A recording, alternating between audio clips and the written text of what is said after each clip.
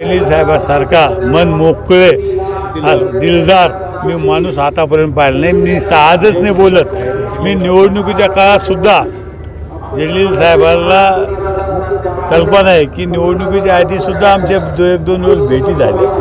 ठीक आहे, ते त्यांचे MIM कोण राहिले, मी शिवसेनेकडून राहिलो, पण आम्ही खेळमेळीच्या वातावरणात ही निवडणूक लढलेलो. हारजीत होत असती. गेल्या वर्षी जलील साहेब आले, ह्यावेळेस मी झालो, असं नाही हारजीत होत असती, पण एक खेळमेळीच्या वातावरणात निवडणुका लढल्या पाहिजे. ती निवडणूक आम्ही खेळमेळीच्या वातावरणात लढलो.